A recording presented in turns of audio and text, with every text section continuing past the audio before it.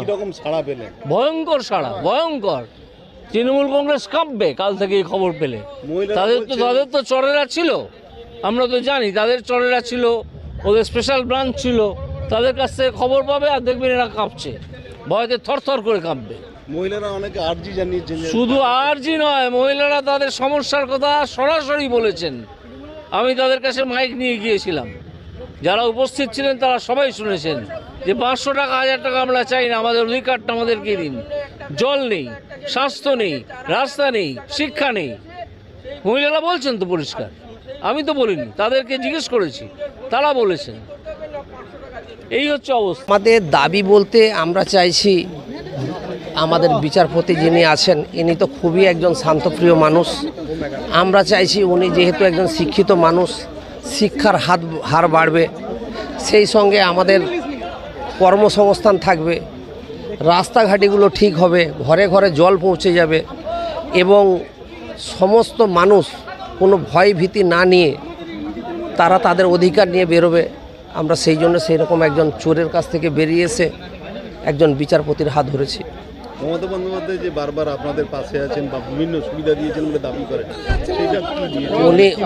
উনি যে সুবিধাগুলো দেয় খুব লক্ষ্য করে দেখবেন, আমাদের যে উৎসবগুলো আসে উনি মুসলিম সেজে যায়।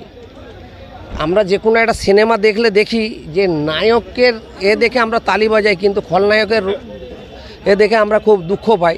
তারপরে দেখি যে একই টেবিলে দুজনে বসে একই সিগারেট টানছে।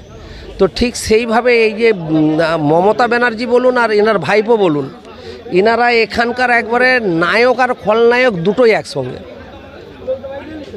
এত ভয়াবহ যদি জানতে পারে মানে বলে বোঝানো যাবে না। অনেক মুসলিম তারা আসতে পারছে না, কেন আমরা তো কি বলে যে একটা ইট ভাটা ইট দেখেছেন তো, ইট যতক্ষণ কাঁচা থাকে তার কোনো কাজ থাকে না, একবার আগুন পেয়ে যাওয়ার পরে তাতে পুরো নদী যদি জল দিয়ে দেন ইট থাকবে। তো আমরা এরকম তাপ খেয়ে নিয়েছি, ও আর আমাদের কিছু করতে পারবে না। যে মুসলিম ভাইগুলো এখন ওই কাঁচা ইটের মতো আছে তাকে একটু তাপ দিতে হবে, তাহলে তারা বুঝতে পারবে যে না, এ কত সুন্দরভাবে আমাদের সাপের মতো ছোবল দিয়ে প্রাণটাই নিয়ে নিচ্ছে। শরীর থেকে আমাদের এক ফোঁটা মাংস নিতে পারছে না, ব্লাড নিতে পারছে না, কিন্তু আমাদের প্রাণটাই নিয়ে নিচ্ছে। পশ্চিমবঙ্গের বাইরে এতগুলো রাজ্যে ভোট হয়েছে, দেখান তো কোন জায়গায় এভাবে মানুষ মারার হয়েছে। ভোট মানে তো উৎসব, মানুষ তার স্বাধীনতা, সে তার পছন্দের প্রার্থীকে ভোট দেবে, এরা তা দিতে দিচ্ছে? দীর্ঘদিন ধরে তো দুটো সরকার ছিল, প্রথমে বাম সরকার ছিল, তারপর আবার তৃণমূল সরকার আছে। বাম সরকারের অত্যাচারের জন্য আমরা ওনার যে সমস্ত উনি আন্দোলন করেছে শুধু সিটের জন্য, উনি মুসলিম হিন্দু কারোর জন্য আন্দোলন করেনি, উনি সিটের জন্য করেছিলেন। তো গদি পেয়ে গেছে, ব্যাস ওনার খেলা শুরু। আর এই যা বলছে ভারতীয় জনতা পার্টি এ উল্টো বুঝাচ্ছে। এই যে সিএ হয়েছে তাতে আমাদের মুসলিমদের কি যায় এলো? আমরা তো নাগরিকত্ব পেয়ে আছি। আমার নাম রবিউল মল্লিক। বিজেপি মুসলিমের দিকে বেশি তাকায়, কারণ তাহলে এপিজে আবু কালামকে কে সমর্থন করছিল? এই বিজেপি একবার রাষ্ট্রপতি করছিল, দ্বিতীয়বারে যখন করতে চাইলো প্রতিবাদ করছিল কে? এই মমতা আর কংগ্রেস, যার জন্য সে হলো না। তাহলে কি করে সাম্প্রদায়িক হয়ে গেল? একটা ভারতের সর্বপ্রধান যেটা হতে চাইছিল, একটা মুসলমানকে বসাতে চাইছে, আর এরা কী করলো? তার বিরোধিতা করলো। তবুও বিজেপি সাম্প্রদায়িক দল হয়ে যায়। সাম্প্রদায়িক দল যদি হয় তাহলে সবকা বিকাশ বলছে কেন? সবকা বিশ্বাস, সবকা সাথ বিজেপি চাইছে সবাইয়ের সঙ্গে। তাহলে কোভিডের সময় তো বলতো আগে হিন্দুকে দাও, রেশন তো বলতো আগে হিন্দুকে দাও, জলটা বলতো আগে হিন্দুকে দাও, এসব তো নেই। সবাই পাবে, যারা গরিব, এরা বলছে বরং যারা গরিব তাদেরকে দাও। তাহলে 8 কোটি মানুষ কেন মানে বিভিন্ন রকম সাহায্য পাচ্ছে? তাহলে তো সারা ভারতবর্ষে 140 কোটি পেত।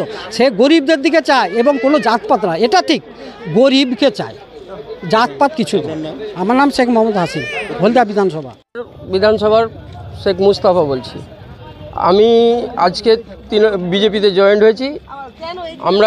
আমি একজন মসজিদের মুয়াজ্জিন। আমি বিজেপিতে এই কারণে জয়েন্ট হয়েছি যে দেশে আমাদের প্রত্যেকটা তৃণমূলের নেতারা দাদা পেলে রেখেছে।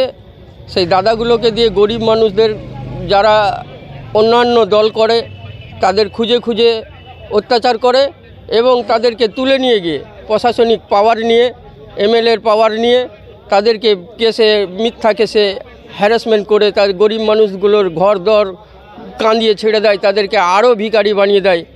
আর দুই, আমাদের কাছে যে কোনো যদি কোনো সুযোগ সুবিধা নিতে যায় আমাদের জুতো ছিঁড়ে যাবে, আমাদের কথা কোনো দিন শুনবে না, শুনবে ওদের দাদাদের কথা, ওদের দাদাগিরি করবে যারা, সেই সব দাদারা কথা শুনবে, তারা লুটবে আর বসে বসে খাবে, তাদের কোনো কর্ম নেই, কিছু নেই। দুই, আমাদের মমতা ব্যানার্জি যখন এসেছিল সিপিএমের পরে, প্রথম শুরুতে গান গেয়েছিল যে সংখ্যালঘু ভাইদের হয়ে আমি কমসে কম প্রত্যেকটা মানুষকে আমি প্রত্যেকটা থানাতে কমসে কম 30% চাকরি দেব। 30% চাকরি তো দূরের কথা, একটা থানাতে কোনো থানাতে যদি 1% তো দূরের কথা, 30% তো দূরের কথা, 1% চাকরি দিয়ে দেখাকে একটা ব্লকে, যে মুসলিমকে দেখিয়ে দিক যে 1% চাকরি দিয়েছি।